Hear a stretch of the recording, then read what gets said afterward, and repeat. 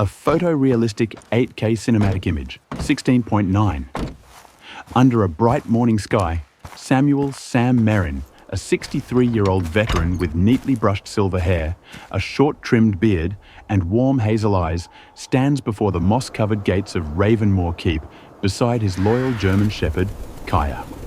He wears a forest green flannel shirt, tucked into khaki work pants, brown leather boots, and a tan canvas jacket hanging over one shoulder. Kaya, silver grey with a cream chest and intelligent amber eyes, stands alert, fur glowing softly in the sunlight. The castle looms behind them, ancient yet alive, its walls whispering faintly with the wind. As the breeze rises and dust dances in the golden air, Sam turns toward the camera, his calm voice steady and heartfelt. Hey everyone, welcome back to Emotional Edge. Today's story will take you somewhere forgotten, where the wind itself remembers those who once listened. Thank you for watching this story on Emotional Edge, where every tale reminds us that kindness, courage, and loyalty still matter. If this story touched your heart, please take a moment to subscribe and turn on the notification bell. Your support helps us keep sharing heartfelt stories that bring warmth, hope, and humanity back into our world. From all of us here, and from every loyal dog and quiet hero we honor, thank you for being part of our family. Thank you for being here with us. And now, let's continue our story. On a pale, steady noon, where the clouds drifted like slow sails across an open blue, Jonas Hale guided his dusty pickup up the gravel lane toward Ravenmoor Keep, and told himself he was done with running, done with tents and barracks and rooms that never recognized a returning soul. The sun was warm on the hood, a clean northern light that flattened shadows and made the slate towers look less like ruin and more like possibility. And Kaya, his 6-year-old German shepherd, with a silver grey coat and amber eyes that always seemed a step ahead of him, stood with her paws on the passenger window, nose testing the air, ears twitching to a rhythm he could not hear. Jonas parked in the courtyard where dandelions sprang up through cracked flagstones, slung his duffel across a shoulder broad from service, and laughed under his breath at the stubborn beauty of the place. A fortress of moss and stained glass that caught the midday sun and scattered it into bright coins across the floor of the great hall as he pushed open the heavy double doors and heard hinges moan like old cellos tuning.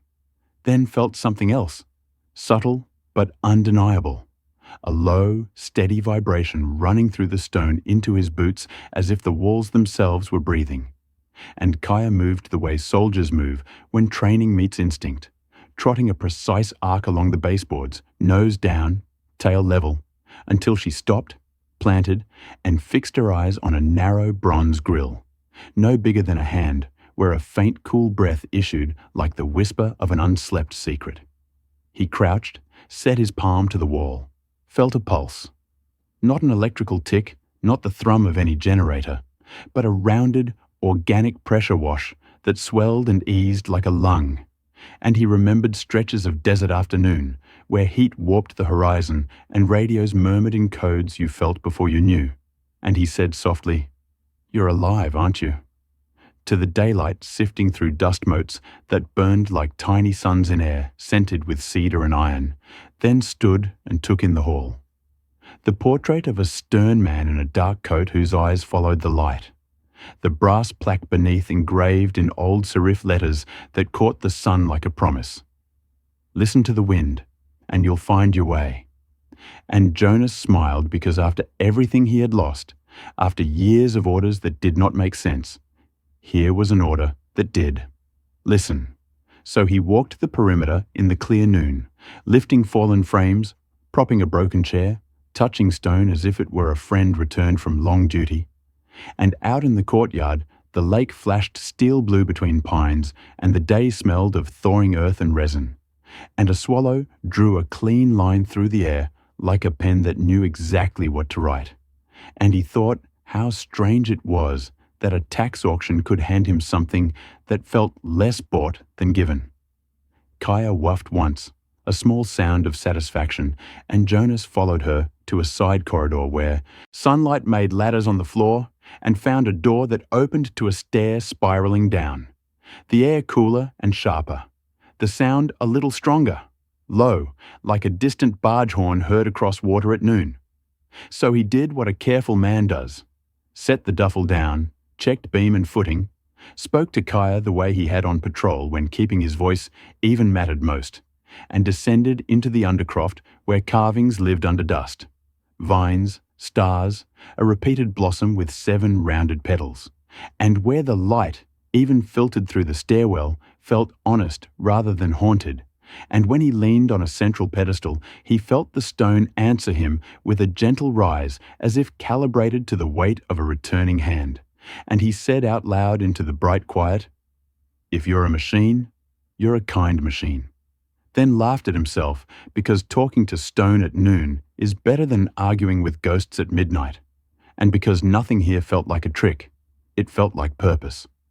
Back upstairs, he dragged open the tall windows and let the day flood in until the coloured glass threw lakes of gold and blue across Kaya's fur, and the faint hum deepened, a half-note warmer, and Jonas realised the keep adjusted to flow like a great sleeping bellows stirred by midday wind, and the strangest peace came over him, the peace of a job that asks for hands you still have, and he told the room, "All right then, show me how to keep you breathing."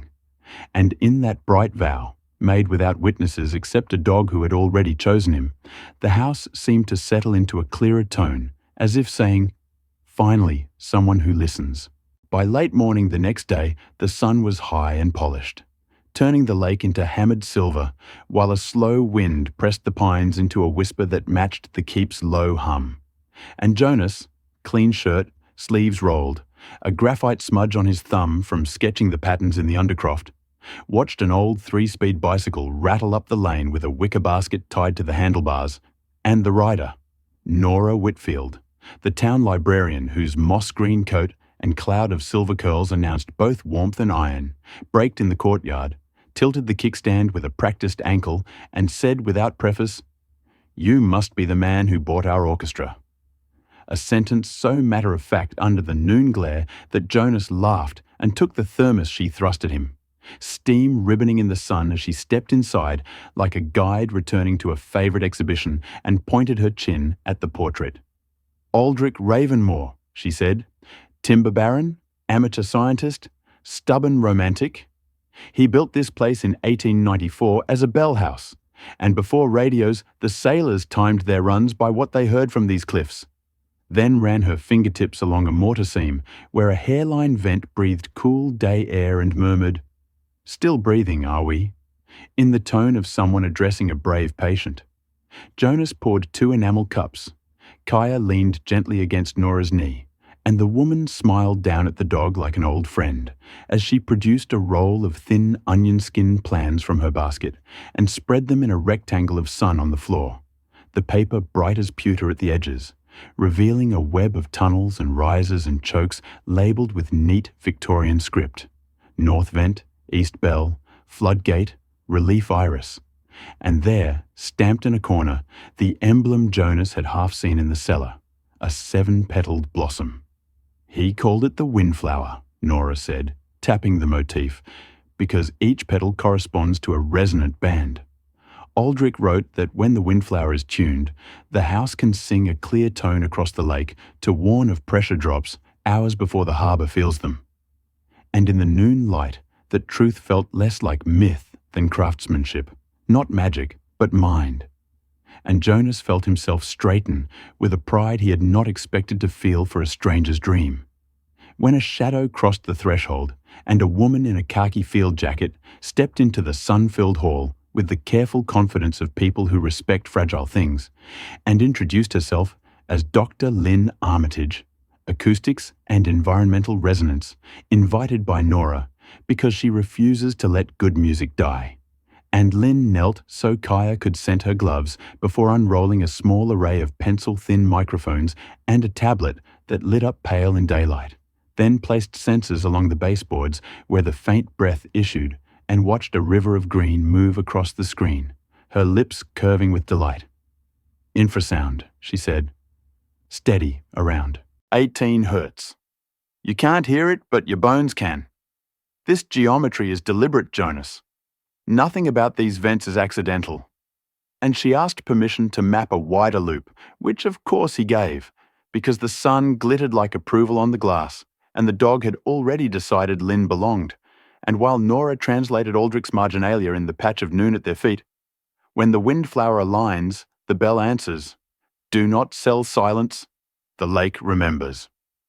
Lynn stepped through the arcades, placing microphones exactly where the original plans suggested, then returned to the hall and held the tablet so both could see how the low wave rose and fell with each open window, and how, when Jonas slid a cracked shutter until the sunlight narrowed into a single bright bar on the floor, the amplitude leapt as if the house inhaled. It's coupled to light and pressure, Lynn whispered, more to herself than them.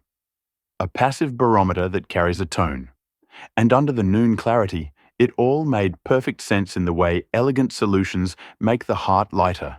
So they carried the plans down the cool stair and into the undercroft and found, hidden behind a flake of fallen plaster, a brass wheel seated atop an oak spindle. The wood warm in the sun shaft, lancing down from a grill Jonas had opened earlier, and Nora read aloud a line etched by a careful hand. When the day arcs north, let the bell keepers turn the wind's path home. And the three of them looked at one another with the uncomplicated joy of people who get to finish what an ancestor began. And Jonas took the wheel, turning gently until the weight of stone shifted and the breath quickened into a clear, rounded hum that draped the noon like a silk veil. And up in the hall, the coloured glass shattered into rivers of blue and gold that slid across Kaya's back as the dog lifted her head with an answering woof. And Nora said, There, you hear it? The old house saying thank you. And Lynn, eyes bright, added, And also, keep going. By midday 2 days later, the sky was a polished plate, and the air held that bright, charged stillness that means weather is thinking about changing its mind. And Ravenmore Keep had learned their hands like a patient learns a pulse. Jonas with his calm strength and careful weight, Lynn with her instruments and the quick, exacting curiosity that catches patterns, Nora with her memory for the town's oldest promises, and Kaya, trotting from corridor to corridor, stitching the place together with the simple certainty of a creature who knows when a home is pleased. And it was under that hospitable light that they returned to the undercroft with new chalk marks, Lynn's map, and a length of braided rope to secure the first of 7 vent chokes in the position. The plans labelled South Petal, because the wind from the lake had shifted just enough to raise the D-ish hum by a breath, and because the tablet traced an oval of energy that reached like a fingertip toward the western riser.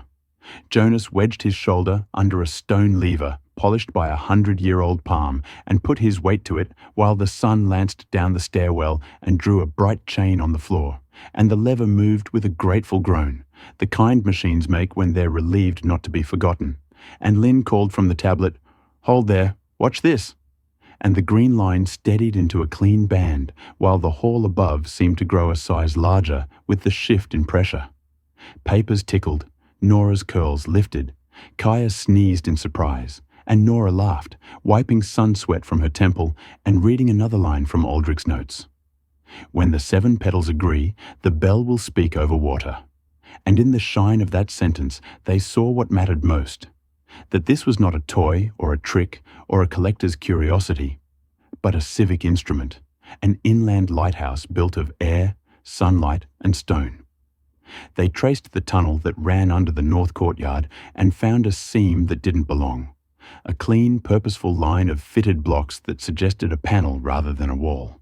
And when Jonas pressed the edge with the heel of his hand, the stone answered with a vibration that travelled up his arm like a low chord, and a cool current of daytime air breathed through the crack with the scent of lake and iron. And Lynn pressed her ear to the gap and said, smiling, There's a flood passage beyond, an outlet for pressure and water. And Nora nodded, remembering a half-told story about a spring torrent that spared the village when the House of Wind took the river into itself. And Jonas put his palm flat to the warmth and thought of the other houses he had known, the ones you leave because orders say leave, the ones you leave because they never really wanted you, and how strange and clean it felt to be asked to stay, not by paperwork or pleading people, but by a day-lit hum that changed when he touched it. Up in the great hall, the stained glass threw a bright crown across the floor as they worked through lunch. Lynn documenting frequency ranges and chalking pedal symbols on stone. Jonas oiling an axle until the wheel turned without protest. Nora carrying newspaper clippings that she read in the sun as if to keep the past honest in the present. And every so often, Kaya would lope to a certain grate and look at Jonas with that intelligent question face until he followed. And each time he did, he found something useful. A loose pin, a stuck louvers, an old counterweight that needed coaxing. And each time he fixed one, the tremor in the air smoothed out like fabric pulled flat. Until by mid-afternoon, the low tone that had once been a blur was a steady, confident band sitting right where Lynn's tablet said a warning note would sit if the pressure began to drop, and she looked up into the noon that glared kindly back and said, "You've almost tuned the Windflower's southern half." And Nora clapped once, quick and contained and delighted, and Jonas felt the rare heat of pride that isn't about being best, only about being right. And when they stepped outside to rest their backs, the courtyard presented itself as if to confirm the work. Banners of sunlight, pine shade cool as water, lake glitter tight as coins, and the hum now so integrated into the day that you only heard it if you listened like a friend. And Jonas, shading his eyes, saw a dust ribbon rising from the road where a dark SUV climbed toward them, sunlight flashing off chrome. And he set his jaw in the polite way men do when they know a negotiation is about to ask them to betray something, and they already know the answer. And Kaya moved to stand with her chest half a step ahead of his knee, tail low, ears forward, not aggressive, only certain, and the wind, which had been making good music with the house, lifted 1 degree as if to say, "Stay true, daylight is watching." The sunlight over Ravenmore was white and clean when the dark SUV rolled to a halt in the courtyard, dust curling around its tires like nervous breath. And Jonas Hale felt that peculiar stillness a soldier knows before diplomacy begins, the quiet before someone tries to buy what shouldn't be for sale. Victor Crane stepped out first. Grey suit sharp enough to cut the air, steel hair slicked back, polished shoes that had never met mud, smiling with the precision of someone who measured charm by return on investment, and he extended a gloved hand beneath the flawless noonlight, saying, "Mr. Hale, I represent Boreal Extractives. You've inherited something extraordinary." Jonas didn't take the hand.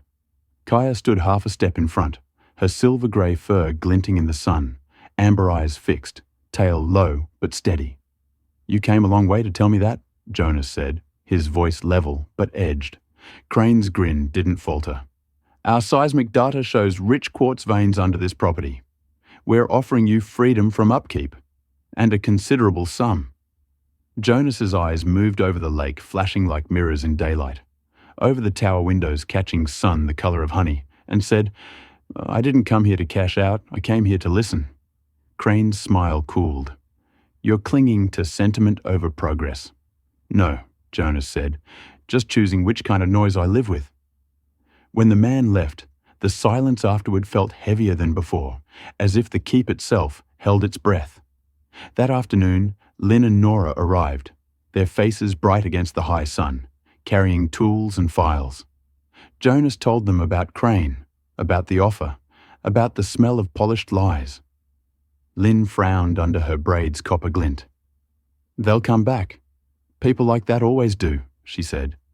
"They don't believe silence can have value." In the pure midday light, the three of them walked the perimeter again, noting vents, tracing cables, adjusting levers. The hum was clear now, steady like a great heart in sleep.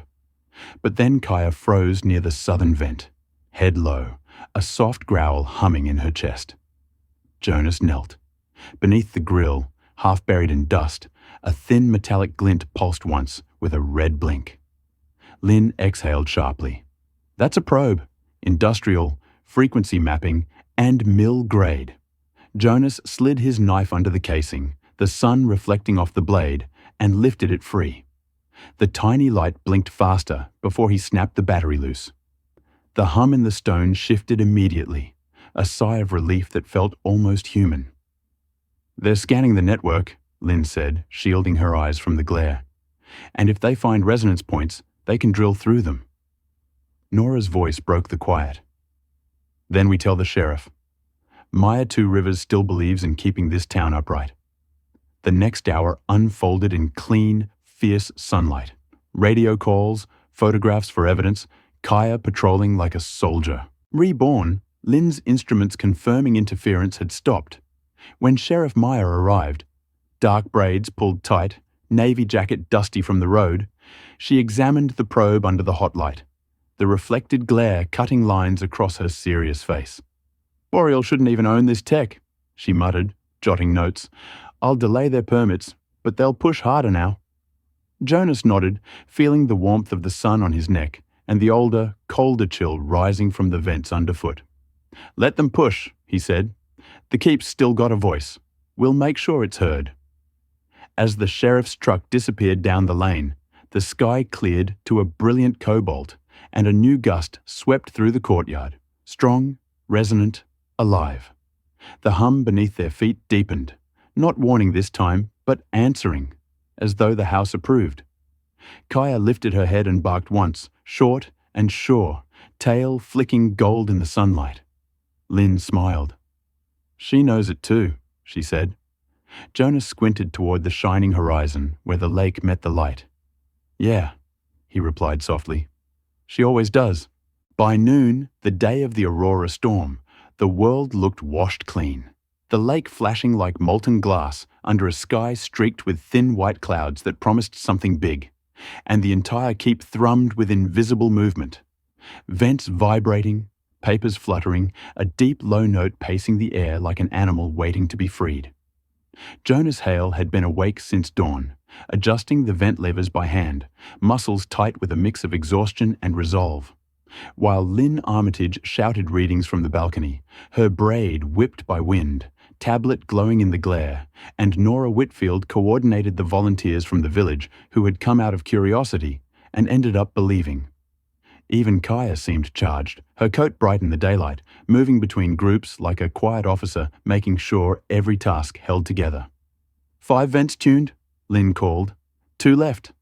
The sun slid across the highest tower, igniting the stained glass into waves of color that rolled over the courtyard. Then Kaya stiffened, nose pointing toward the north parapet. She barked twice, short, sharp, and bolted. Jonas followed, sprinting past ropes and anchors, sunlight flashing off the iron fittings. In the lower stairwell, a metallic smell hit him. Ozone and burnt wire. There, under an open panel, thin copper threads snaked toward a small black box blinking red. "Explosives," Lynn gasped, dropping beside him. "They wired the vent." Jonas's training took over. Steady breath, precise motion, as he tore out the fuses one by one, fingers slick with sweat, the sun pouring through the upper slit like a witness.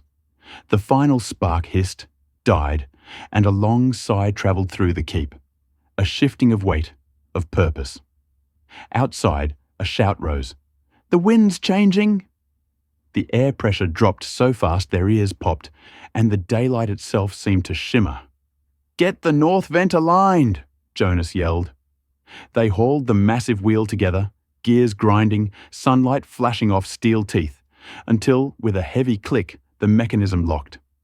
A deep note burst from the walls, pure, resonant, loud enough to make the air tremble, and above them the sky erupted in color. Green and violet curtains rippled in the daylight as the aurora bled into the storm, and the wind ceased to howl. It began to sing.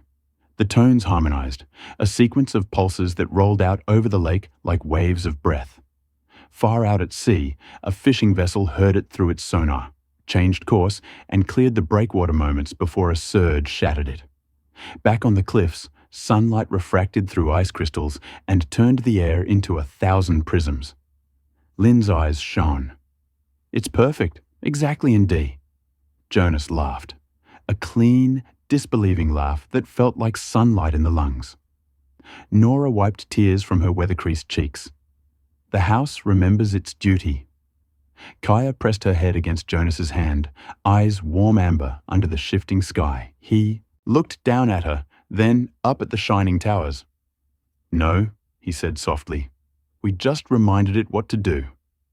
The wind dropped to a gentle breath, the tones fading until only one remained, low and sure, like a heartbeat settling after a long run. The storm broke apart harmlessly over the lake, the aurora thinning into ribbons of pale green across the afternoon. Ravenmoor stood untouched in full daylight, every window glowing, every vent alive. 3 months later, summer came golden and patient, and Ravenmoor Keep no longer felt like a mystery but a melody. Wildflowers crowded the courtyard, bees hummed around the carved stone vents that now sang only when the air changed, and children from the village chased Kaya through warm sunbeams while their laughter echoed off the bright walls. The courtroom battle had ended weeks before beneath high-arched windows where light spilled across polished floors. Boreal extractives lost. The judge ruled the resonance network a protected cultural instrument, a public guardian, not a private mine. When the gavel fell, Jonas felt the weight of years lift and the clean air of justice pour in. Now he stood on the parapet in full daylight, the wind ruffling his hair, watching Lynn guide a group of students below, her calm voice carrying upward. When you listen, you measure truth. When you ignore it, you lose balance. Nora sat beneath the oak, reading aloud old logbooks, her laughter rising with the wind. Maya Two Rivers visited often, uniform traded for plain flannel, helping them archive papers under sunlight instead of suspicion. The sign above the gate now read, Ravenmoor Keep, where the wind remembers. Jonas traced the letters with a calloused finger, feeling warmth in the metal. Kaya lay at his feet, coat gleaming silver and cream, head resting on her paws. He said quietly, "We kept our promise, girl." She wagged her tail, eyes half closed, and a faint hum rolled beneath the stone. Not warning, not command, just acknowledgement. When Lynn joined him, the sky was clear blue and the horizon a clean line of light. "They offered to turn this place into a research hub," she said, handing him a letter thick with official stamps. Jonas read, folded it once, and smiled. "Let them study from a distance. The world needs data, but it also needs silence." Lynn leaned on the railing beside him, hair bright in the sun. "Silence can be its own music," she said. "Maybe that's what Aldrich Ravenmoor meant all along." "Maybe," Jonas answered, gazing at the shining lake. "Or maybe he just wanted someone to listen." As if on cue, a soft note rose from the vents, gentle, low, content. And the children below paused their games, looking up as the tone blended with the summer wind. It lingered only a moment before fading into pure daylight. Jonas closed his eyes and let the warmth press against his face. "It's not warning anymore," he said. "It's saying thank you." When he opened them, the horizon was silver, the world at peace, and the wind, faithful as ever, moved through the keep like a promise kept in plain sight.